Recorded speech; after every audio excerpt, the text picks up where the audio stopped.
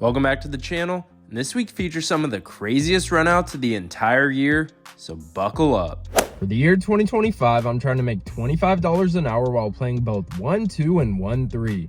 I'm currently on one of the biggest upswings of my poker career, so let's see where we stand. I'm currently on a 7-session win streak and somehow managed to profit $4,477 in my last 19 hours and 25 minutes of play, which is insane. It's been a crazy run of poker, so let's see how it's affected our stats for the year. If we look at my 1-2 stats, I've played a total of 66 hours and 40 minutes and profited $1,935 for an hourly win rate of $29.02. Anytime I'm profiting over 10 big blinds an hour is a win in my book. As for our 1-3 stats, they just keep on climbing up. I've played a total of 61 hours and 15 minutes and profited $4,271 for an hourly win rate of $69.73. Pretty fired up about this number and gonna do my best to try and keep it rolling. Combining our stats, we played a total of 127 hours and 55 minutes of live poker and profited $6,206 for an hourly win rate of $48.52, which is almost double our goal. I know this current upswing has padded this number, but I feel like I'm playing really good poker. I'm going to do whatever it takes to try and keep trending upwards. But before we dive into this week's poker hands, a lot of you guys keep asking for an update on the rice fields, which if you didn't already know is the crop I produce as my main business, so here it is. In less than 3 months since we planted the rice and flooded it with consistent running water, it's already starting to head out, which is always exciting. The kernels need a couple more months to fill out in order to be ready to harvest, and then we need to drain the fields of all the water and let the rice dry out for about a month before it's go time. The crop is looking strong, we're on track timing wise, so now it's just a waiting game. I'm looking forward to giving you guys another update in the near future, but for now let's see if we can keep this amazing upswing going by heading out to the nicest card room in Northern California, which is none other than Stone's Gambling Hall. We buy into the 1-2 game for the max of $300 and waste no time before getting in on the action. There's one limp in early position from a player who plays a super wide range. When action folds to me in the cutoff, I look down at ace-5 offsuit. I was about to fold it, but the button already indicated they were folding their hand, which means I'd have ultimate position, and this hand is pretty easy to maneuver post-flop. So I raise the price of poker to $10 and get called by both blinds in the early position limper, increasing this pot to $40 even. Going 4 ways to a flop of ace-8-5 with 2 hearts, giving us top and bottom pair on a super connected board. Action gets checked to me, and I throw out a value bet of $15 and just get called by the big blind, increasing this pot to $70. Hard to put him on a hand just yet because there's so many available holdings he could have, like an ace, flush draw, straight draw, or some random pair. Keeping that in mind, we're off to a turn which peels off the 9 of spades. I was expecting our opponent to check and flow, but now he decides to take over the betting lead and ends up throwing a massive pot-sized bet of $70. This made the alarm bells in my Peyton Manning-sized head start to go off. Now I have to try and put our opponent on a hand. I think if he had 2 pairs set on the flop, he would have already raised, so we could safely take those off the table. Don't really see any bluffs that use this 9 as a scare card, so I think he's only weighted towards value. The only 3 hands he could have for value on this turn are ace-9, 7-6, and 9-8. Ace-9 has us basically drawing dead with only 2 outs. 7-6 has us in horrible shape with only 4 outs, but luckily we're way ahead of 9-8. The only problem is I almost rarely see low stakes players bet full pot with middle 2 pair, especially when a straight completes. So I think the likelihood of him having 9-8 is super rare. So I think he either has ace-9 or 7-6, which both have us in horrible shape. Because of that, I just decided to toss my hand in the muck. And glad I did because our opponent shows 7-6 of diamonds for the nut straight. It's always super difficult to let go of 2 pair, but these types of folds will skyrocket your hourly win rate and turn you into a long-term winning poker player. After getting a little back with King 10, I decided to move seats to get a better view for the vlog. In our first hand at the new seat, there's a limp from the low jack, and I'm next to act and look down at the Cowboys, pocket kings, and raise the price of poker to $12. We get calls from both the blinds and the low jack, so with $50 in the pot, we're off to a flop that comes out jack 8-5 with 2 hearts, giving us the overpair on probably the most connected board of all time. There's 2 obvious straight draws and 10, 9, and 7, 6, a million flush draw combos, and a ton of 1-pair holdings. Action gets checked to me. There's not many turn cards I want to see, so I decided to throw out a value and protection bet of $35 and get called by both the small blind and low jack, increasing this pot to $155. I think they either have a jack, flush draw, or straight draw, and not much else. Keeping that in mind, we're off to a turn which rolls out the 8 of hearts, pairing the board, but bringing in the front door flush. Small blind starts off with a check, and now the low jack leads out for a super small bet of $19. To me, this felt like either a block bet that wants to set a cheap price to see a river, or a flush. My initial instinct was to raise, but the problem is I still have the small blind to worry about, who could easily have a flush, which has me in horrible shape. So I decided to just flat the $19 to see what the small blind does, and luckily he just calls as well. It's possible I'm still ahead, but to be fully honest, I'm not too sure if I'm good or not. Wouldn't mind seeing another 8 or a king to make my life a lot easier, but that's not going to happen because the river peels off the 9 of clubs. Small blind checks again, and now the low jack decides to go all in for 135 total. Keep in mind this is the same opponent from the first hand when I folded 2 pair to a straight, so I have zero reason to believe he's bluffing or overvaluing a jack. So I make the fold, and after the small blind folds as well, he shows 7-6 offsuit for another straight. It sucks that I was stuck between 2 opponents, because if we were heads up I would have raised his weak turn bet, but at least we were able to make the disciplined fold on the river and limit the damage again.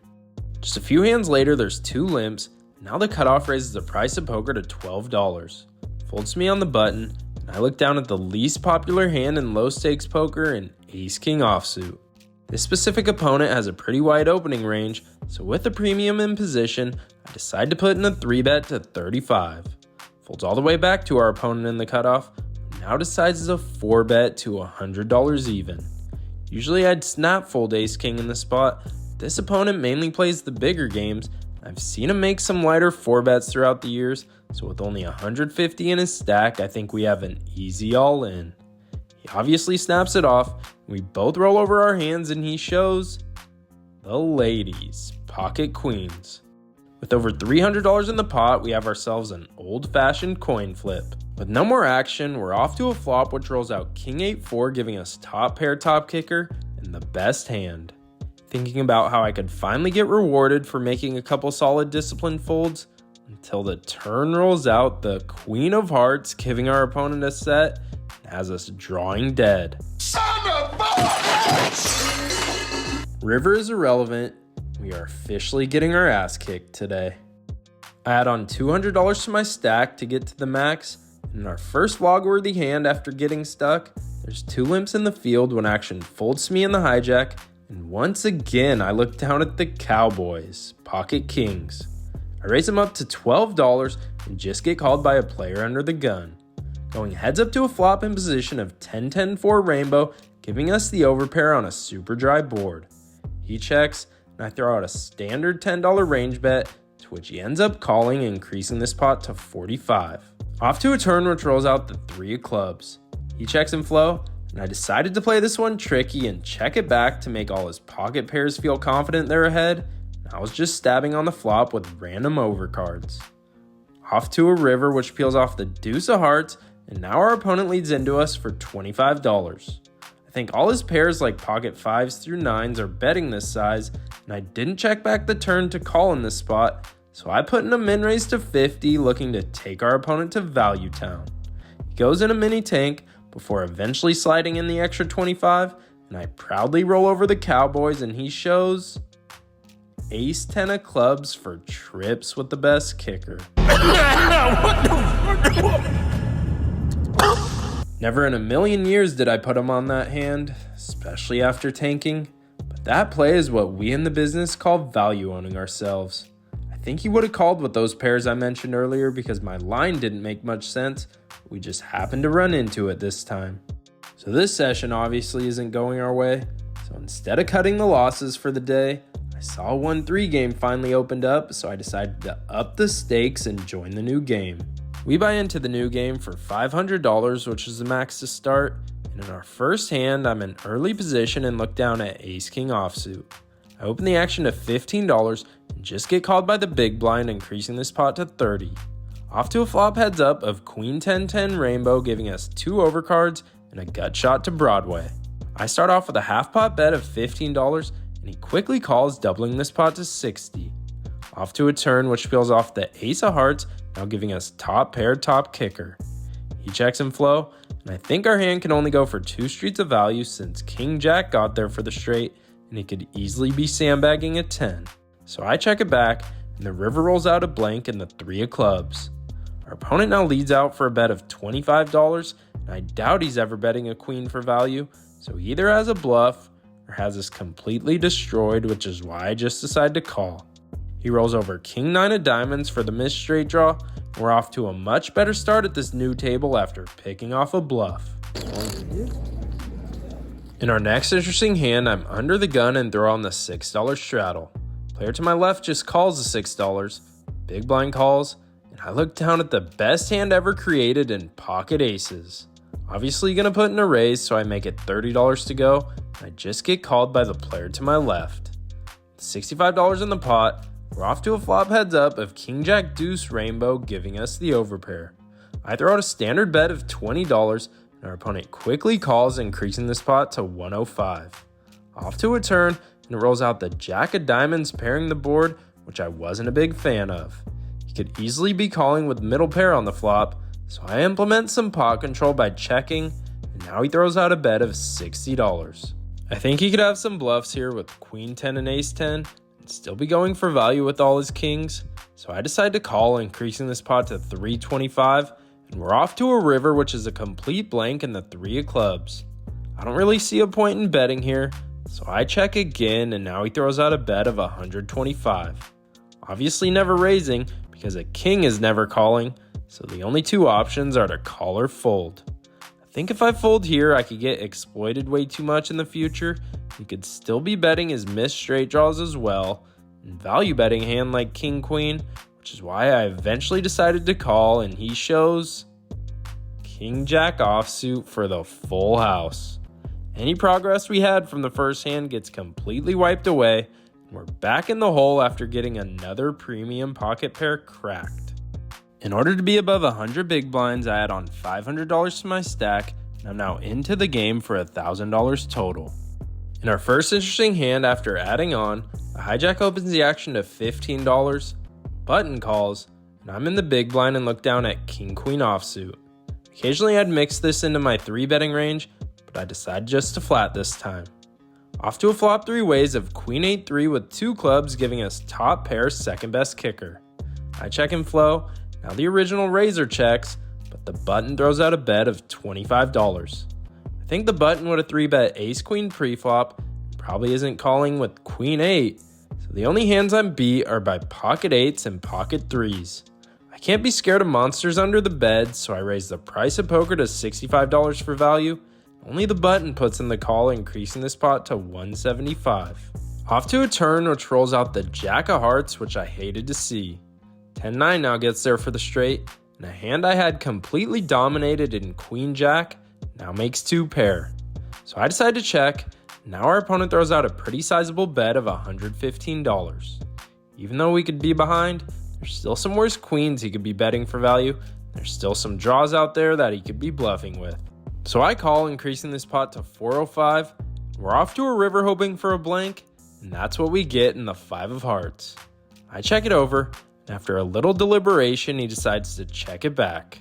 I roll over my hand, and it's good after our opponent tosses his in the muck. Nice to hold with just 1 pair on a pretty connected board, and hopefully we could build some momentum back after getting our aces cracked. In this next hand, under the gun opens the action to $20, early position calls, and I'm in the low jack and look down at pocket 7s. Unless I have 8s or better, I almost always call with 7s, so that's what I do, and the button comes along for the ride as well. With $80 in the pot, we get the most ridiculous flop of my life when it rolls out 7-7-5 with 2 clubs, giving us quads. Unfortunately, action gets checked to me, With an obvious lock on the hand, I decide to check and the button checks it back. Still going 4 ways to a turn, hoping someone could catch up with an overcard. The turn pairs the board and the 5 of diamonds, making my life a lot more difficult. Action gets checked to me again. I think if anyone had pocket 8s or better, they would have bet on the flop, so I think there's only ace highs at best. So I down bet to $15 and get one customer from the original raiser, increasing this pot to 110. Since he didn't bet on the flop and called our turn bet, I think pairs are out of the question, so he has ace high all day here.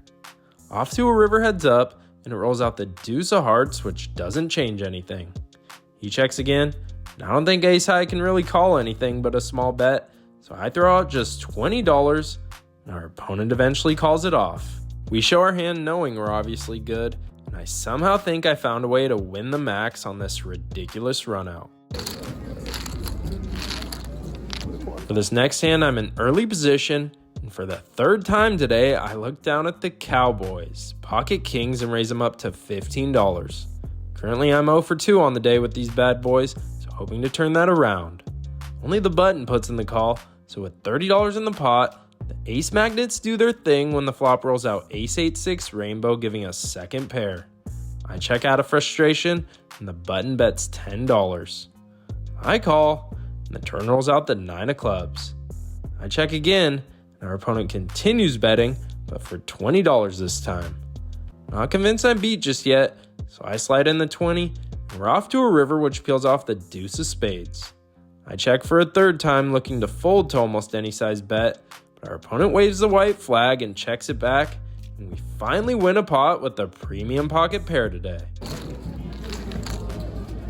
We played for a bit longer and couldn't get anything exciting going, but day 2 features one of the wildest hands of the year, so stay locked in. But for now, let's get to the outro. It sucks that our 7-session winning streak came to an end with that 1-2 loss, but we managed to get a little back at 1-3. Overall, we lost a total of $185 and looking to get it back in day 2. For day 2, we bought into the 1-3 game for $500 and got off to a super slow start because we were dealt a ton of playable hands but kept missing flops. So for our first noteworthy hand, there's 2 limps from the low jack and hijack, and I'm in the cutoff and look down at my least favorite Broadway hand in poker and king jack offsuit. Since I have position, a raise is in order, so I make it $25 to go and just get called by the hijack.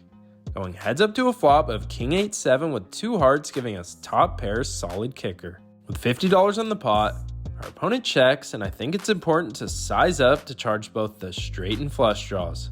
So I throw out a value bet of $35, and our opponent decides to put in the chips, increasing this pot to $120.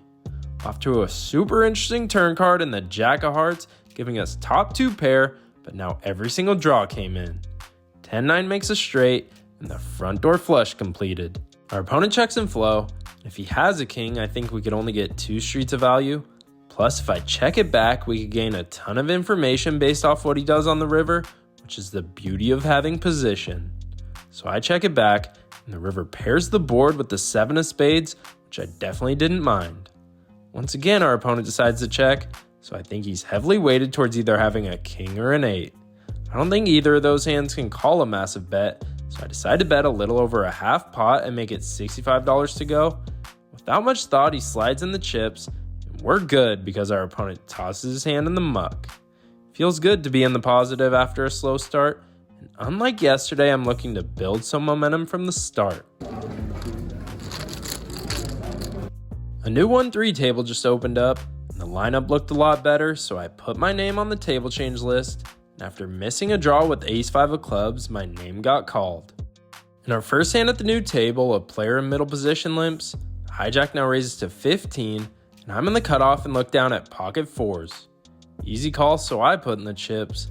Button calls, and now the small blind doesn't think 15 is enough and 3 bets to 45. Pretty small 3 bet given there's already 3 people in for the $15, but after the hijack calls, I gladly put in the extra 30, and so does the button, so there's already $180 in the pot, and we have yet to see a flop. Going 4 ways to a flop of 5-3 deuce with 2 hearts, giving us middle pair and an open-ended straight draw. The small blind keeps the aggression going with a C bet of $80, and the hijack puts in the call. Since the small blind is still betting, I'm basically putting him on an overpair like 10s through aces, and the hijack either has a smaller overpair like 6 through 9s, since he would have raised his sets, or he has a flush draw and not much else. I could obviously call the $80 since I'm getting a good price to continue, but I'd hate to miss on the turn and be forced to give up to continued aggression. As played, I also think my range consists of way more sets and straights than either of these guys have, especially since their ranges are capped given the action. So instead of calling, I decided to use my tight image to my advantage and go all in for $435, looking to maximize my fold equity and put pocket sixes through pocket kings in a nasty spot. We fade the snap call from the small blind, so unless he has aces specifically, which has a straight draw, I think his other overpairs are concerned they are either drawing dead or only have 2 outs. After over a minute of tanking, the small blind says how he can never fold and ends up putting in the chips, and the hijack gets out of the way saying he had pocket 9s. I roll over my hand like I always do when I'm all in, and he shows the best hand ever created in pocket aces. Since he tanked for over a minute, I think if he didn't have aces, he probably would have found the fold.